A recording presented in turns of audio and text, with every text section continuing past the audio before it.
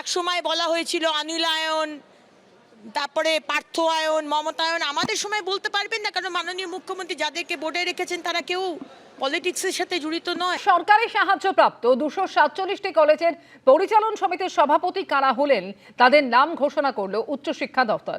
প্রতিটি কলেজে জায়গা পেয়েছেন বিজেপির মন্ত্রী, সাংসদ এবং বিধায়কেরা। জানিয়ে কটাক্ষ করতে ছাড়েনি কালীঘাট তৃণমূল।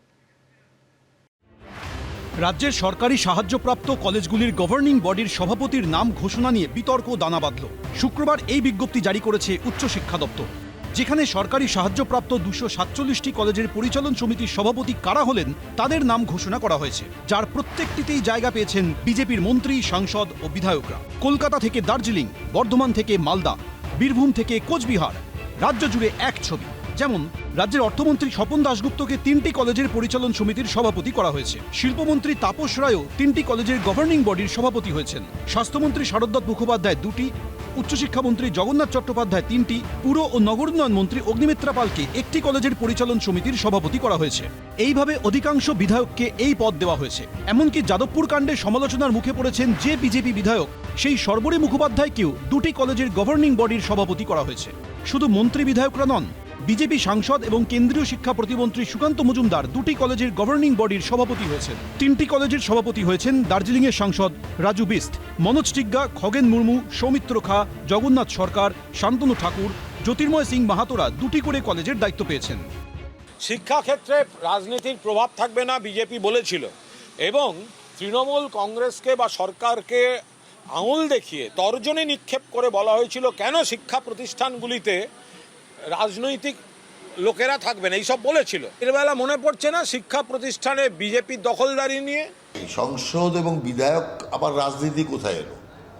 রাজনৈতিক ব্যক্তিত্ব থাকবে না, কিন্তু সাংসদ যিনি, তিনি এলাকার সাংসদ, বিধায়ক এলাকার বিধায়ক।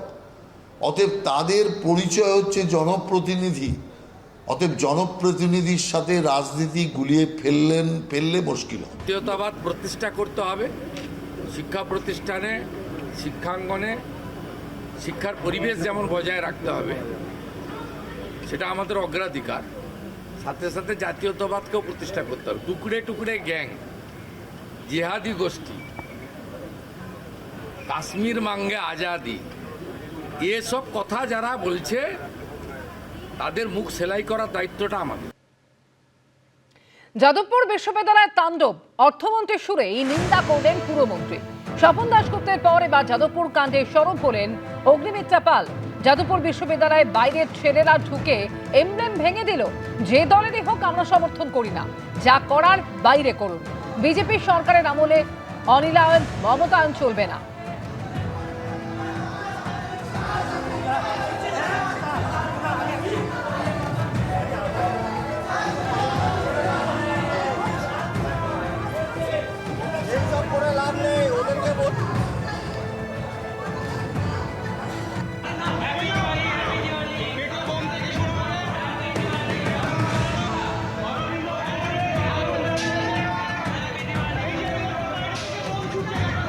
যাদবপুর বিশ্ববিদ্যালয়ের ঘটনায় পুরমন্ত্রী অগ্নিমিত্রা পাল তিনিও এবার সরব হয়েছেন।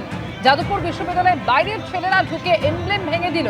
যে দলেরই হোক আমরা সমর্থন করি না, বললেন অগ্নিমিত্রা পাল। যাদবপুর বিশ্ববিদ্যালয়ের যে রেপুটেশন, আজকে স্বাধীনতার সময় যাদবপুর বিশ্ববিদ্যালয়ের যে এমব্লেম ছিল, আজকে যদি সেটা ভেঙে ফেলা হয় বা বাইরের ছেলেরা যদি ভিতরে ঢোকে, উই ডোন্ট সাপোর্ট ইট। সে যে দলেরই হোক, আমার দলেরই হোক, আমরা সাপোর্ট করি না।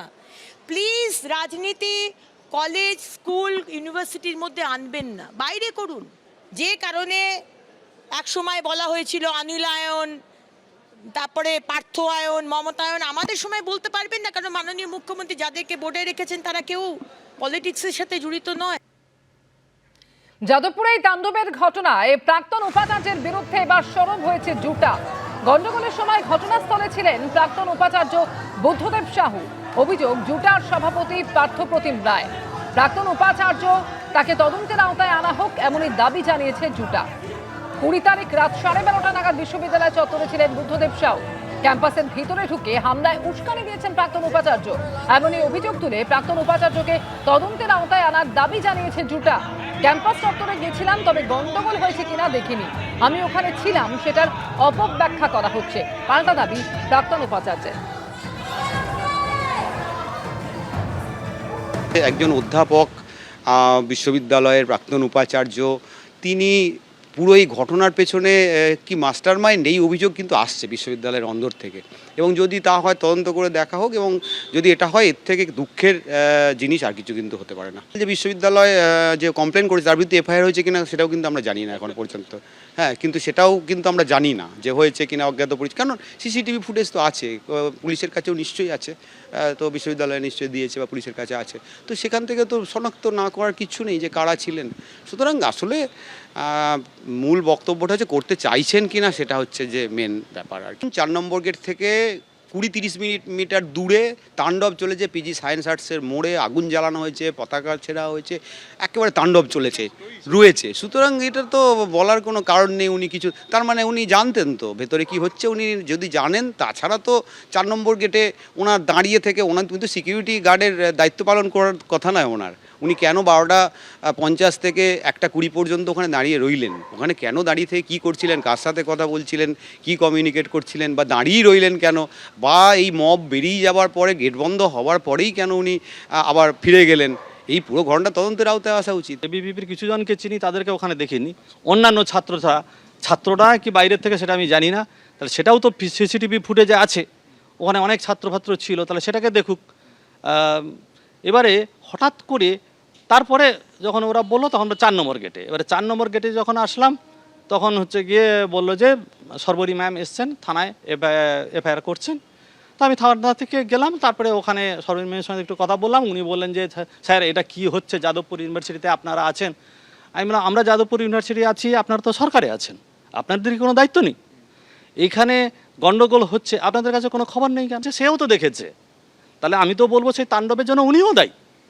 তার কারণ কি, উনি বাড়িতে তাকে সরষে তেল ঘুমোচ্ছিলেন, আর হচ্ছে কি সম্ভবত একদল ছাত্রদেরকে ইনস্ট্রিক্ট করছিলেন ওভার ফোন, সেটা কাজ করেনি বলে তারপরে আমি গিয়েছিলাম বলে ডাই ডাউন করে গেছে বলে উনার এখন হৃদয়ে আঘাত লেগেছে। আসলে উনারা চাইছিলেন একটা ছাত্র মারা যাক। এখানে বেশ কিছু শিক্ষক আছে, এই রাজেশ্বর সিনহাটি নাইনারও সেই কমিটিতে ছিল, এবং সেখানে সেটাকে পুরো একটা ভুল পথে চালিত করছে। আজকেরও সেই ছাত্রগুলোর কোনো হয়নি, প্রকৃত তদন্ত হয়নি।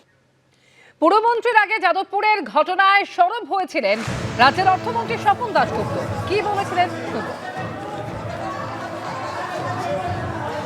এটা হচ্ছে আমাদের রাজ্যের একটা বড় সেন্টার অফ এক্সিলেন্স, অসম্মান করা হয়েছে, সেটার কোনো সন্দেহ নেই। এই ধরনের যে রিলগুলো লোকে ছড়াচ্ছে, উত্তেজিত হয়ে স্টুডেন্টরা অনেকে কি সব বলছে, অনেক করে সেগুলো, কিন্তু সব থেকে আমার খারাপ লেগেছে যে যাদবপুরের যে এমব্লেমটা, সেটাকে নিয়ে কিরকম ভাবে ধ্বংস হয়ে গেল। ধ্বংস হয়তো হয়নি, ওটাকে আবার রিপেয়ার করা যাবে, কিন্তু অসম্মান করা হয়েছে, সেটার কোনো সম্মান। এই বক্তব্যের পর যাদবপুর কাণ্ড নিয়ে ফের সরব হয়েছেন রাজ্যের অর্থমন্ত্রী। আমাদের রাজ্যে সবেতেই রাজনীতি ঢুকে গিয়েছে, আগামী দিনে শিক্ষা প্রতিষ্ঠানগুলির ভূমিকা কি হবে সেটাই আমার চিন্তা। এখন দুই ছাত্র গোষ্ঠীর মধ্যে একটা ঝগড়াঝাটি হচ্ছে বা দ্বন্দ্ব হচ্ছে বা কি ধরনের একটা কম্পিটিশন হচ্ছে, আমি ওর ভেতরে যেতে চাই না। এগুলো ছাত্ররা নিজেদের সমস্যা নিজেরা সমাধান করুক, তার সঙ্গে ইউনিভার্সিটির যে অথরিটিস আছে তারা নিয়ে। বাইরের লোকেরা, সে যে রাজনৈতিক দলের লোকেরা, এটাকে রাজনীতিকরণ সব জিনিস করা উচিত না। আমি মনে করি আমাদের স্টেটের একটা বড় সমস্যা হয়ে গেছে, আমরা সব কিছুতে মধ্যে রাজনীতি ঢুকিয়ে ফেলেছি, সে খেলাধুলো, দুর্গাপুজো, এই ওই সব কিছুর ভেতরে। তো একটু ইউনিভার্সিটিগুলো থাক না, ক্যাম্পাসগুলো একটু রাজনীতি থেকে এক স্টেপ পিছিয়ে থাক। এটাই আমি মনে করি যে একটা সুষ্ঠু